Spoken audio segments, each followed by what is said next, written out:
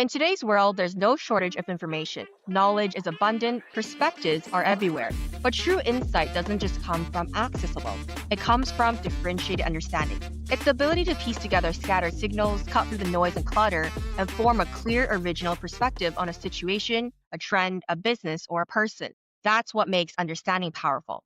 Every episode, I bring in guests with a unique point of view on a critical matter, phenomenon, or business trend, someone who can help us see things differently. This is your host, Grace Shao, and joining me today is Cameron Johnson, Senior Partner at Tidal Wave Solutions.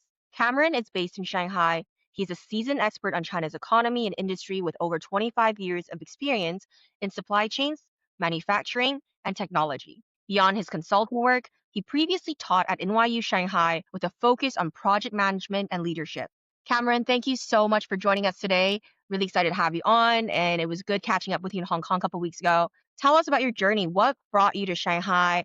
And what is a supply chain expert really? Well, brought me to Shanghai. I'm originally from the U.S., but I graduated college early and went to China for a year, and then I kind of never left. I did go back to the States for a little bit. But basically, this is my 26th year in country. And I started kind of as one of those, I'm going to go to China for a year or two, try it out, travel a bit. Had never been to Asia, and then I just kind of stayed and built my life and career here. And yeah, now I work in supply chains and manufacturing. And the reality is a supply chain expert. If anybody tells you what it is, then please tell me, because the reality is the supply chains are everything. They are logistics, they're talent, they're raw materials, they're rare earths, they're manufacturing. It's a factory, it's a design center for iPhones. There's all kinds of things that are involved in supply chains itself. And ultimately, what you're looking at is the supply chain ecosystem, because the supply chain is not a single component. It's actually many components together to make up this ecosystem. And I think that's like you said, it really touches on everything under the sun. So let's start from macro. What is happening between China and the US right now? Like starting with 2018, we had the first round of trade wars. This year, starting April, we got, another round of tit for tat. Can you give us a high level update what's been happening since the Stockholm meeting between China and the US, two world's largest economies? So in the last couple of months, particularly since the Stockholm meeting, things are kind of at a detente. The U.S. and China are not trying to antagonize each other. We're seeing tariffs from the U.S. side and only a few tariffs with China. China, of course, has the upper hand with rare earths, but they're not cutting them off to U.S. industry like they had a bit earlier, or at least restricted supply. So at the moment, we're kind of at a detente. But the reality is both sides are jockeying for position for what we're all hoping are discussions later in the fall between the two leaders to actually come to some kind of agreement that doesn't blow up the global trading system. Yeah, that's that's interesting because right now everyone's kind of normalized the tit for tat. This remake of like Trump's efforts to reshore manufacturing to the US. Well, there's four reasons, particularly why the Trump administration went after this. The first is the trade deficit. There are those in the administration that feel that, hey, we're buying so much stuff from you, you're not buying so much stuff from us. And it's essentially a trade deficit. So most countries in the world have a trade deficit with the United States. China, for example, last year the trade deficit was, I think, close to $400 billion. India, for example, it's almost 100 billion or something like that. So basically, members of the administration are saying, listen, we're happy to trade with you, but we want you to also buy American goods and products. It's not a one-way relationship, right? We want to have this be more balanced. So that's number one. Number two is the reshoring of manufacturing. We want to have jobs, blue collar and white collar jobs for the middle class. So the average American worker can have a home, they can have a couple of kids, a white picket fence, a car. They can send their kids to college. They have the options again, kind of moving up the class structure. Right, every generation gets better than the next. It's also important that they feel that some products we just have to have in the U.S. because we can't rely on others. For example, semiconductors is the obvious one. Medicine is the one that's coming next. Right, we don't want to be beholden to foreigners who could potentially stop us from having this and hurt our people or our country. The next is really domestic politics. Trade has been kind of a bad word for about a decade now. It's seen that globalization has not been beneficial to the average American worker. That, particularly when you call the China shock, where a million plus people lost their jobs over about a decade or so, particularly in blue collar working, manufacturing jobs. The most of these moved to China, some of them moved to Mexico. And so there's a feeling that, again, we need to reshore this for the benefit of our own country and also because of to give our workers a better chance at moving up the class ladder, so to speak. You have domestic politics. It's good to make stuff at home to some degree. When you have the average American worker whose income has stagnated the last generation, that's a very dynamic political issue, particularly with all the inflation we've had the last 5 years. And then finally, national security.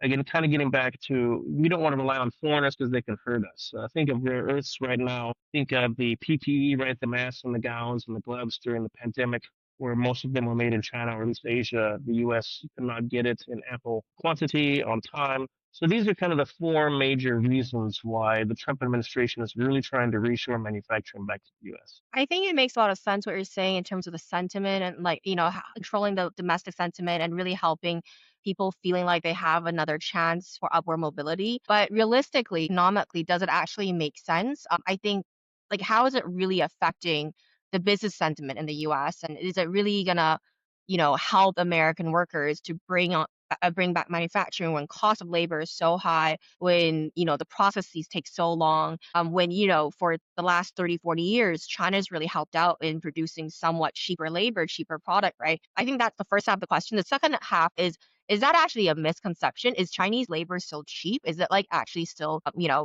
lot easier to just produce things, everything in China than say in a developed like market like the US? Those are good questions. The first question about how does it help the American worker? It could. I think the challenge is that some in the administration and in the U.S. want everything back, right? They want T-shirts back. They want making shoes back. They want semiconductors back. And the reality is you're just not going to have that. Americans will not pay for it. And to your point, one of the examples I use is during the pandemic, American firms and organizations will not pay a single penny more for a medical mask made in China than the US. And when you're not willing to spend more money on a product to save somebody's life, you're never going to do it for anything else like a semiconductor or EV or something. And that really is a drop the mic moment. And I hate to just bash that into your listeners. But the reality is that manufacturing and supply chains are very complex. They take a very long time to build out. So if you did want to do that, and if you did want to build some of that capacity, you absolutely could. For example, semiconductors at the moment looks like it has the best shot, at least for founders. But when you talk about the packaging, getting access to the raw materials outside of China, the talent, of course, a lot of it is foreign, particularly Taiwanese. Those are all problems. And that doesn't fix your ultimate. Again, we want to have everything in the country. I think beyond that, it really also is there's a debate raging about process knowledge. By making things, it allows you to innovate in different ways, and these different process, the knowledge you develop from the various processes and manufacturing techniques and designs that you do actually compounds and it can help build out your industry, your infrastructure, you know, get more jobs, these kinds of things. And I think the debate on that is unsettled. And I say that because in the U.S. we still do have a lot of money. We still have 11% of our labor that is manufacturing, right? They do make cars, they do make airplanes, right? Of course, the military industrial complex. We do manufacturing in the United States. It's just not what it was, right? And to your point, ultimately, again, it's the cost issue. Putting aside the talent, who's going to pay for this stuff? And the reality is there's study after study now where companies buy foreign-made goods, even with tariffs, and they'll produce an American-made good, and the customers don't want to buy it because the American-made good is more expensive. And ultimately, to your point, are people going to buy it? How is this going to work? When I was in Washington, D.C. in June, I went to all of the different knick-knack souvenir shops, and guess where all the stuff was made? None of it was made in America. Vietnam, Bangladesh, Thailand, China. I'm doing a post now for my Substack where I have a post analyzing this. MAGA is not made in the USA. The lowest hanging fruit for some of these businesses are, and to help the quote unquote American worker is to buy locally. And yeah, if a hat costs two bucks more, yes, it is what it is, but you're still supporting local business. And the reality is that time after time after time, people do not want to pay the higher prices no matter where it's produced. Cameron, that's really helpful to understand. I think, there's what people say for political reasons and there's the reality of economic costs, right? And let's bring it back to Asia as a whole, APAC. I know you said you're going to India tonight, right? And you actually work across the whole region. Are we seeing other Asian countries taking on China's traditional role in the supply chain right now? I know that there was a lot of headlines, given the 2018 first round trade war. A lot of companies moved out their manufacturing out to Bangladesh, Vietnam. Recently there's a lot of discussion about moving so-called lower quality manufacturing to India, but keeping higher quality manufacturing in China. How does this all work? And what is this so-called China plus one strategy that we're hearing about? Yeah, so take a look at a bit of history for your listeners. Up 2016, 2017, when the first Trump administration came in, they wanted to reduce reliance on China and build other trading systems, um, and also spread things out. Right? Supply chain resiliency was kind of the word then. The phrase, the acronym ABC, anywhere but China came out. Right. So this is kind of where the China plus one plus two strategy started to evolve, where maybe you have a primary manufacturing facility or business in China, and then you would have maybe a factory or company in Southeast Asia, usually Vietnam or Thailand, and then in, let's say, Mexico or Latin America. So you kind of, again, spread it around a bit, away from just having a single source of failure. And I think one of the things that happened with that is you started to see companies would offshore from China to these places lower end products. Think toys, think lower level clothing, shoes, of course, furniture to some degree. So the high end stuff is still made in China even today because there's some things you just have to have the quality for, and people will pay for it.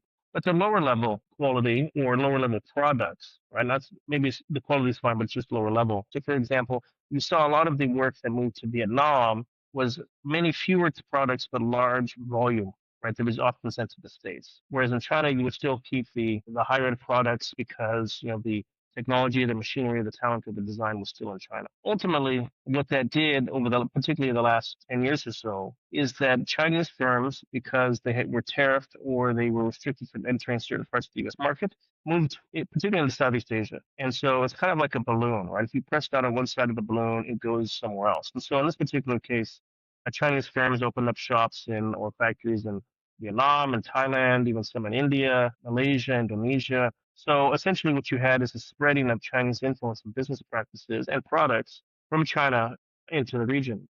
So one of the results of Trade War 1.0 is essentially it cemented Chinese influence in Southeast Asia in manufacturing and supply chains, and now kind of in other areas. When you look at India, one of the interesting things about India is it is one of the few countries that I can actually compete against China just in terms of population and scale potential. For example, in China, there's about 225, 220 million workers in manufacturing in some way, shape, or form. That's about 27, 28% of the population. Vietnam has 15 million, which is also about 28, 29% of the population. India is close to China, and maybe even more so. And so when you talk about the scale and the ability to build things out, India is one of the places that actually has that opportunity where most other countries do not. And so one of the things we are seeing, you saw this with Apple, right, moving iPhone production into India. A lot of that is geopolitics, and also the Indian market. My understanding is you have less taxes if you produce locally, so you have more incentives to do locally. It also gives them just another outlet besides China. Again, one of the things we learned from the pandemic is you don't want to have all your eggs in one basket. So you will see different production, or you do see different production sites around the region, particularly in Asia. And to your point about how it's now working, we're seeing the movement of talent from in all over the region. We're seeing Chinese go into Vietnam and Malaysia and Singapore to work. We're seeing Indians go into Southeast Asia. We're seeing Southeast Asians go into Taiwan and Japan. So you're actually seeing the movement of labor all around the region as different jobs and different industries grow or don't grow, and people are looking for other work. So this is one of the interesting things that's happened in the last couple of years. It's not just the moving of manufacturing, right? Lower level type products. So China's kind of at the center of the best production, but you're also seeing this movement of talent and labor around the region that you didn't see before. Yeah, I think you hit 3 points that really stood out for me. Like, one is the misconception that the West thinks that it was just kind of Western companies moving supply chains out of China. But like you said, Chinese companies themselves actually were moving a lot of their manufacturing hubs or their factories out in Southeast Asia to also just hedge against potential more tariffs slapped onto Chinese goods exporting and going into the US, right? And number two is this interesting trend where you say, yeah, on India, there's like this rosy kind of picture where it seems like it can replace China in some degrees, but I think Patrick McGee wrote in his recent book about Apple's manufacturing as well, is just that the reality is infrastructure is really not there yet. And what's being moved there is what is somewhat lower quality or lower skilled production or manufacturing. It's not completely replacing China, right? And so we can talk a little bit more about that on the tech side of things once we zoom in on that session. And then I think the last thing you just mentioned is the talent and labor movement.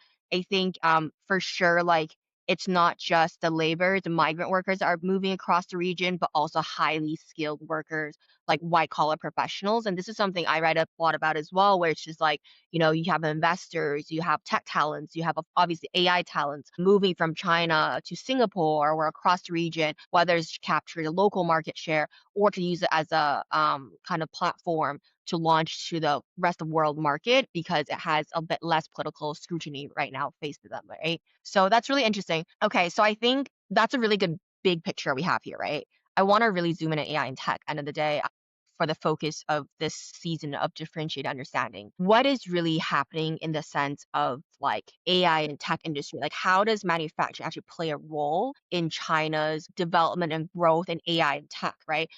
On one hand, we saw the last generation of tech companies like the Babas and the Pinduoduos really, really leverage cheaper goods to sell to the West. But now, how is this manufacturing supply chain strength or competitive advantage helping China in the era of AI? So one of the things is because they have most of the, if not all of the five key components or the five pillars of a supply chain ecosystem. The first is really talent, right, and an educational apparatus. So to your point, there's a lot of talent, and it's not just skilled labor where they produce things like the copper wiring or the servers or even the chips that go into these products, but it's also high-end talent that can design the products as well, right? Who can figure out which configurations are best used, whether it's at a factory in Dongguan or it's at a um, government office in Beijing. The next is really access to the raw materials and or the ability to process. We actually look at how China has evolved over time, the particular last generation. It's built out all of this capacity to take these rare earths and raw materials and refine them. And by doing that, it also gives them the process to toggle up or down what they need. It's also something where, hey, if a chip manufacturer, for example, says, hey, I want to try something a little different. We need a different formulation, for example, for germanium and antimony than you've given us. Let's figure it out and use it this way. Because it's all in the country, they can actually do that on the fly, right? And then it's a much easier process. The third is government support, which is kind of obvious, but it doesn't mean just subsidies. It also means things where the government will encourage or discourage companies from using certain products, land use rights, setting the electrical rates, so there's stability in the electrical grid, those kinds of things. The fourth is advanced infrastructure, right? It's not just ports and railroads, it's also things like 5G, the electrical grid, sewer systems, and so on. And then the fifth is really technology, right, which can cover a whole gamut. So when you look at those five areas, China is dominant in most industries in those areas. And when you look at AI, one of the things that people look at AI and to your point, they look at ChatGPT or DeepSeek or Gwen or these different models. But I look at it more at what's the ecosystem like? Do the models actually, for example, if a company is running them, one organization, do they have enough electricity to actually run the model effectively and efficiently? Or if they're running multiple models, can they do that? What about the hardware that's needed, right, to put it together? Do they have actually the hardware components? How long does it take them to get chips, right? Is there enough electrical capacity in the grid to handle all of these build outs? So, for example, I'm in Shanghai. 2 days ago it was 40 degrees. Yesterday it was 39. So it's very hot here, right? And we're all running AC and the air conditioners. And so again, how do you put all of that together? As we know, data centers are very hot. So at the same time, you can cool down your data centers, but also provide electricity and power to the grid sufficient enough for the hot days, so the average consumer, right, resident, is actually comfortable. These kinds of things. When you look at how that's all built out, that's kind of how I look at how the AI ecosystem is working in China. And because of those different components it has, I argue it's actually ahead of where the West is. Because oftentimes China takes a more holistic approach. So to your point, how are companies using it? In just my world of supply chains and manufacturing, I've seen manufacturers who will use DeepSeek in the factory to try to understand how can I design this tool to take, for example, production data for the last decade and find out where the similarities and where are areas that we have problems. For example, one I know is using, it's not a DeepSeek, but it's a like-minded program where essentially they have put in 5 years of production data and 55 machines and realize, hey, these three machines, when they make this product, they actually are terrible. But when they make this product, it's fantastic. And then they put in things like the worker schedules. Well, hey, this worker, when he works on these machines, boy, all the products are terrible, have terrible quality. But on this side, it's actually fantastic. right? Or maybe they work on the night shift and they do poor, and then they shift they do great. So the point is they're putting all this data and information into the systems and testing it out. And because of the ecosystem involved, right, they know they have cheaper power and reliable power. They know they have access to chips and hardware. They know they have talented engineers in abundance. And then they know they have government support. Maybe they'll get some subsidies because they're trying these different programs out. They're able to actually embed this and try this out and adopt it across wide swaths of the different supply chains. In supply chains, AI historically has been things like predictive logistics, transportation, as well as just your internal warehousing. For example, in the month of January, because it's before Chinese New Year, we're going to have less orders than, for example, we do in September, these kinds of things. So that's been around for a while, but now we're able to combine all of these different factors together to actually build this out. So a company or industry can actually see what's going on and actually improve their overall business. So that's how I kind of look at this AI, at least in terms of the manufacturing supply chain area. It's really interesting. I think it's looking beyond just the hype around LLMs and their performance, right? It's looking at the infrastructure, the power, like you said, even just labor and talent being able to reach certain areas, which is the infrastructure. And then, the cooling system, everything's kind of interconnected. And then, like you said, how is industry actually adopting the technology, integrating it into everyday workflow in a smooth and seamless way? Like that's all really more pragmatic in many ways. How do we look at this saying? Okay, so some people ask me, they say, "Oh, we often hear that Chinese industry take orders from Beijing," and I think there's like a misunderstanding of, or less of an understanding of how the state work with the private sector. And I think you touched on things earlier, which is like, state support does not mean just industrial policy. It does not just mean SOEs, which is state-owned enterprises. How does that actually work in China? Especially now we're looking at companies like DeepSeek, looking at companies, even the last generation of tech companies. A lot of them would actually take on state capital, or they would benefit from so-called country support. How do you view that, and how do you explain that to the West when you go to DC? I think it's in some ways, to your point, it's incredibly complex, and no situation is the same as others. For example, I run several companies here. One was a carbon fiber manufacturer. We took carbon fiber and produced products with it. Incredibly complex, and also very dual use. I mean, you can use it for civilian and military, right? You would think that such a product and such an industry, the government would dictate here how you could and couldn't use it. And the answer is no. I never once had a single person anywhere in the system. And I went to Beijing, I'd go, to Guangzhou, Shenzhen, Shanghai, of course, we were based. Not a single government official ever said anything to me about maybe you should do this, or maybe we would prefer you didn't do that. I never once had anything like that happen. And to your point, when you go to DC, they think we're all just controlled by the party and we do whatever. But like most places and countries, there are sectors that are more sensitive and where you do have to, I would say, abide by the don't go over the red lines, right? Meaning, if the government really puts out actions and guidance, you probably shouldn't be doing that. One particular situation, if we recall, with real estate, right? The three red lines, right? Companies shouldn't be doing different things with their real estate portfolios, such as banking profits before they occurred and these kinds of things, because it upset the real estate industry. Others are, we see right now with the rare earths, where there's further restrictions and tightening on rare earths. And I would argue that's more about understanding how it's used and finding leverage points than it is about you better obey me or else. I have never seen a company who has ever been told you obey me or else. That being said, there are situations where we generally understand what should happen, right? Or what should not happen. One of the interesting cases I'm watching at the moment is with the NVIDIA H20s, because of course here the government is greatly concerned because they could have a specific software embedded in them or something else where it would give information, for example, on Chinese use or how companies or where they're located, these kinds of things. And despite NVIDIA's insistence that it's not the case, there was been several stories, for example, in Reuters, where this is the case. And so one of the issues NVIDIA has is actually how do you assure the government this is the case?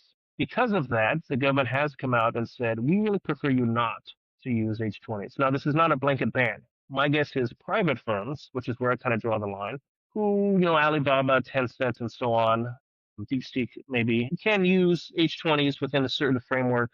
They'll probably be fine. I don't see that as a big issue. But if you're an SOE, if you have any business with the government, you will not use it because it will be forbidden. The interesting thing about that, though, is they've said absolutely nothing on the AMD chips. So as far as I know, the AMD chips are free to go. So you can buy as many as you want, which would be an interesting dynamic at work. We're not all automatons where we just do what we're told and we have no free will. But the reality is, like most places and most governments, when they say we'd really like you not to do that, you really have to consider it. I mean, case in point with the U.S. government right now, with Apple and other manufacturers who are going, we really wish you made that here, and if you don't, maybe there may be some consequences, maybe will not. So most governments act in that way. Yeah, I think that's like really I think that's a fair comparison because I think, look at like how TikTok is getting also scrutiny in the US, and the US government also bans investors in like investing in Chinese AI and so-called sensitive industries. So there's always some national security concern there. I think I want to bring it back to the business side of things. And you talked about the five elements of a strong supply chain. And part of it is really having the processing know-how and the ability to manufacture, right? And a lot of people are saying manufacture like a high technology in China. A lot of people are saying now because of that strength, China will actually lead in robotics because they already have a strong industrial robotics base, and it's already been widely used and adopted. And now it's just a matter of software hardware integration. Can you kind of elaborate on that a little bit more and where we're seeing that space growing into right now? So for robotics, it's not equal in all areas. There's a debate here in the country about humanoid versus just other robotics. Robotics for automation and humanoid robotics, right, which are two kind of very different robotics pieces. And so when you look at just manufacturing, right, supply chains, logistics, right, where they use robots to move boxes around, as an example, AI can actually be used for that because again, these are repetitive processes, right? You have a track record to some degree, and you have your models, and so AI can actually be used to find out again, well, on this particular day, because it was raining or there was a typhoon, we didn't get so many boxes, and this is what happened. Or this particular shift, we had two robots down, and this is how it affected overall production. Or in the case that I mentioned earlier, they do have some robotics, and they basically look at it and say, the machines that don't have robotics, maybe we put certain products on there. For example, the products we know we just have to make all the time, right? No matter what we know, we're going to sell this product every month or every quarter, so we're going to use the AI and the, for example, we're going to use the robotics to just do that. And you can use AI to then amplify that production. When you use these five machines, this particular material constantly has problems on machine three, so maybe you should move it to machine two. So it actually helps you problem solve. And we've seen cases where companies will use robotics again on just those repetitive tasks or products. And on the more specialized stuff, or maybe the higher priced goods, they will again still use more of a mix between robotics and humans, as an example. I think one of the things to look at robotics is it's not just automation. And we've all kind of seen the videos of being in an automotive car factory where you see the robots and they're doing all that. That's true. That is absolutely part of it. But what it also is predictive, meaning we know, for example, that every 25,000 revolutions, we have to grease this particular robot arm again, these kinds of things. And before, it was all done on paper, generally, right, or an Excel spreadsheet or a spreadsheet of some kind. And now, because of AI, you can actually put all of this in the system and automate it further. For example, your calibration of machinery and your robotic systems can actually become more stable. And by having more stable calibration schedules, you can then produce more stable products and higher value and so on and so forth. So it works in all of that. I think the other thing is, Bruce, to your point, we're still at the infancy of how these things are going to be used. We don't truly know how they're going to be used. We've seen the robots in the car factory, right? We see little robots around logistics warehouses where they move stuff around. But this is all child's play to some degree. We do not know where we're going to be a generation from now, or 50 years from now, even 100 years from now. So one of the things I look at just in the differentiation is, for example, if you are building out your robotic systems, do you have the ability to repair them? Because you can buy expensive machinery anywhere in the world, but if you can't repair it, if you don't have the technician who can go out and repair it, if you don't have, for example, a new AI software system that can take all the data and information you're feeding it into and in a reliable way tell you, hey, this is becoming a problem, or the last shift they just had this material issue, we need to really look into that. So again, it's more the predictive as well things that come into play. And finally, when you do look at humanoid robotics, again, just the scale, right? The ability for China to scale out. It's not just we're going to have some robots, it's we're going to have millions of these things integrated into our society, into our manufacturing and our factories and so on. That's not happening anywhere else in the world. Japan has some robots, absolutely. The US does to some degree. Germany does. When we talk about mass industrial scaling out and building out of robotics, it's unprecedented. One of the firms that I follow closely is a firm called Formic, run by the CEO's name is Salman Farid. He's out of the Valley. and he does, RAS, robots as a service, particularly for SMEs, small and medium enterprises in the states, and it's wonderful because they don't have to buy the robots, right, and then worry about all the maintenance and all the other stuff. They basically, again, it's a service, right? They pay whatever the agreed amount is per hour of use or something like that. In China, it's actually very different. Those models do not exist here. When factories purchase the robots, they actually purchase them outright. So then it becomes, again, part of the factory and the machinery. And that changes the mentality and dynamic of how to use it. So, of course, if you're going to buy something like that, because they are expensive, you want to use all of the best programs, such as AI or other systems, or have good engineers to work on this stuff. And so, to your point, one of the differentiations we see is that build out and that adoption. It's not just the adoption of we're going to bring in new technology for robots. That is true, but it's also all the other components of again that ecosystem that drive it. We have to adopt all of these because otherwise, if we don't, our competitor will, and we're going to lose business. Yeah, because at the end of the day, also buying it right off from a Chinese supplier, like a robot, is actually still significantly cheaper than, buying one off in the US. I think that's another reason, right, why people want to buy it versus rent it, right? And like you said, I saw these videos. It's crazy. I think UB Tech is doing a partnership with Zeekr, like the car in Geely, and they have these like all black, all dark factories where the humanoid robots are now doing all the lifting and whatnot, and they can charge themselves and they can just operate completely autonomously. It's pretty crazy. And I think on one hand, I've written stories about how I think it's still in an infancy stage because we just don't have enough 3D, 4D data to train these robots, embodied robots, like you said. But on the other hand, we're already seeing industrial robots being so widely used that integrating some kind of higher technology or thinking capability for them also seems so inevitable and so imminent, right? I think that's really interesting. I do want to kind of double click on one thing you said on the Odd Lots podcast with Bloomberg, and it's related. You said something like the industry of today is not the industry of tomorrow. It's a bit of a vague term, right? How do you really define that and how are people internalizing that? And is robots like basically one of the industries you're saying that's the industry of tomorrow? Or like how do we interpret that? So it's a broad interpretation. I think the realization here on the ground, if you're in factories or even in supply chains, is it's different today than it was 10 years ago. And so these are ever evolving systems. They're not static. Right? They don't stay still. When I was at the semiconductor show in Shanghai at the end of March, I talked to a booth there, and their goal is to basically educate and train the next generation of workers to go into industry. And last year when I talked to them, they were trying to help engineering graduates, soon to be graduates, get internships, right? How do we train them up in new jobs? These kinds of things. This year was completely different. Their view was we're going to put 100,000 engineers from schools into 5 key industries: battery, AI, quantum computing, semiconductors, and robotics. Now, how are they going to do that? Essentially, what they told me is they are going to work with local governments and companies. They're going to retool some of the engineering programs, particularly towards the end, right? So it becomes less theoretical, more practical, right? So engineers and students, when they graduate, because obviously at the moment it's sometimes challenging to get a job when you graduate here, they can go right into industry, and industry doesn't have to fully train them or essentially they have a job kind of waiting, but also industry knows we know what we're going to get with these guys, right? They're ready to roll. They're going to do 100,000 hopefully by the end of this school year, which is that summer of 2026. By the end of the decade, they want to do 500,000. 500,000 is more than the entire world combined.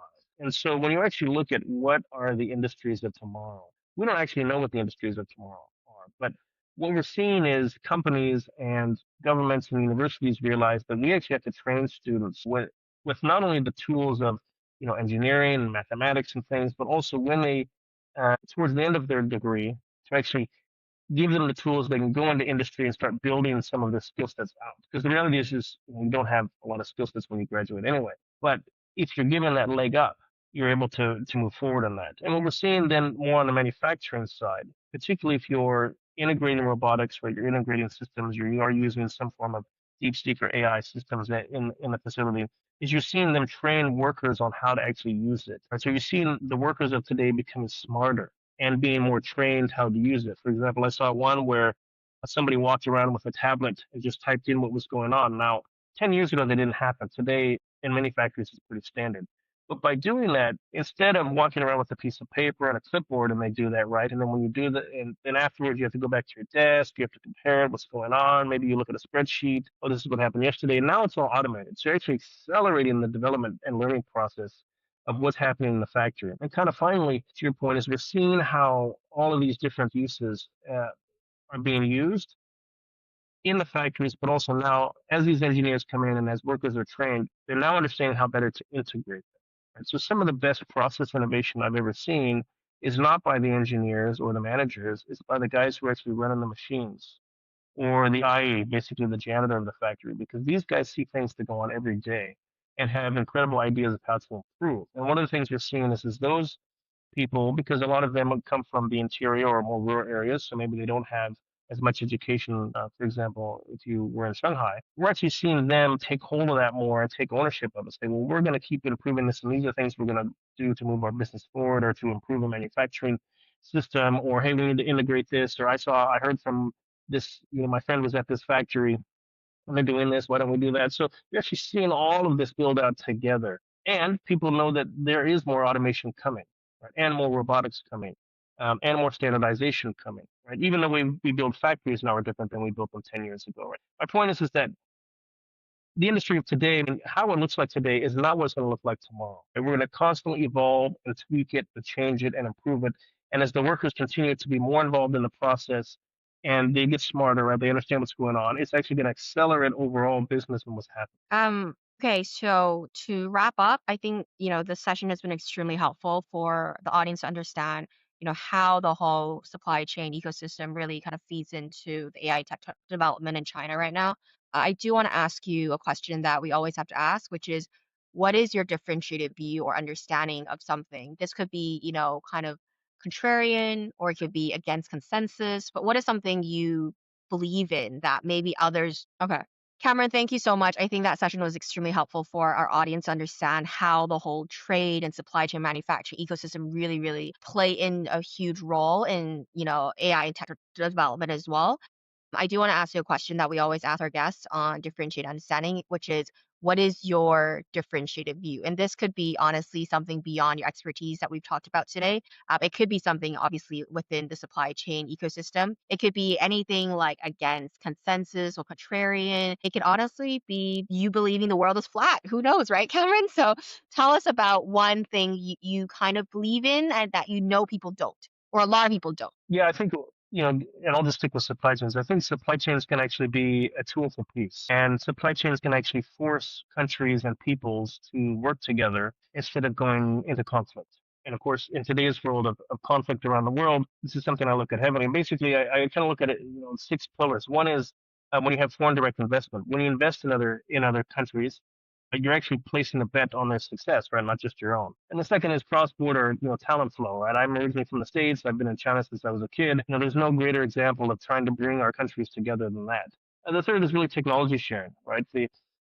When Western multinationals came into China, they helped build out the Chinese automotive sector, which today some would view as something that should have been done. But ultimately, when you look at it, sharing that technology helped raise the standard of living of Chinese citizens. It helped make China a better place. And ultimately, these foreign multinationals were able to take out trillions of dollars of profits. So everybody kind of won on that. And the fourth is geographic diversity in supply chains. You don't want to have a single point of failure, which is one of the challenges ultimately in supply chains the last decade or so. You want to have it spread around, and by spreading it around, you have more resiliency. You have more countries involved in the success. Or think of Apple and the iPhone. Right? Sure, Apple and the iPhone is generally assembled in China and India, but there's dozens of other countries that are involved. Right? Whether it's the chips, or it's different processes, or it's engineering, or it's materials. South Korea, India, Japan. They're coming from all over the place. Again, as everybody's involved in that process, it actually makes the incentive to cooperate more instead of have conflict. The fifth is advanced infrastructure, connecting everybody either by speed, rail, or ports. And then six is kind of the regulatory environment, or sorry, regulatory alignment, where, when you have countries, think of the WTO, although it is a bit defunct now, again, countries getting together and binding together to work, to work towards something, and how do we, make this work? And kind of, peace really does become a priority when you invest in somebody else's stability. And at the end of the day, it's not grand speeches or summits that holds the world together. It really is the ports, the fiber lines, the joint ventures, the people, and the factories. And that's why I think integrated supply chains can actually be a tool for peace. Thank you, Cameron. I think that's like the most PC and peace loving answer to that question I've ever heard. But it's great. I do totally agree with you. Sometimes, amongst all the high level geopolitical narrative, like, business actually bring people together, bring societies together, bring communities together. And it actually does benefit the average person in many ways because it's about economic prosperity because end of the day, what do we all want? Which we want our families to be safe, we want our families to be happy, we want them to have the best access to resources they can have, right? And all of this kind of collaboration would really help them access that. I think that's great. Tell us about a fun thing that, you enjoy living in China and Shanghai that other cities don't offer, like Hong Kong doesn't offer, New York doesn't offer. I know you've been in all these places, and you travel a lot. So what is something special about your hometown now, Shanghai? Well, I'm originally from Seattle, and that means I'm probably a coffee snob to some degree. And Shanghai has the most coffee shops of any city in the world. It has over 8,000 coffee shops. Wow. And so one of the things I like to do is just go test the various types of coffee that is around.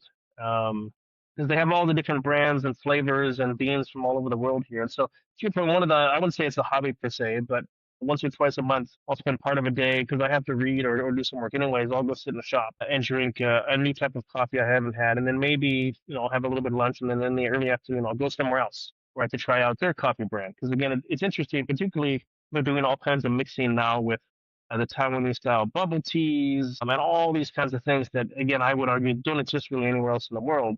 And it's fascinating to me that they turned a tea drinking culture into a coffee culture within a generation. And I remember being here, I was first year in 2000 in Shanghai, and it was all tea houses. I think they got the first Starbucks that year, if not the next year. So it's now a coffee drinking culture. And so that's one of the things that I like and that I think is pretty unique about Shanghai. And you even have Chinese coffee brands exporting or going global now, which is quite interesting to see. You have the Luckin Coffees and the Manners of the world, right? They're kind of leading the trends in some capacity, which is very, like you said, it's very interesting because the generation go up, no one drank coffee.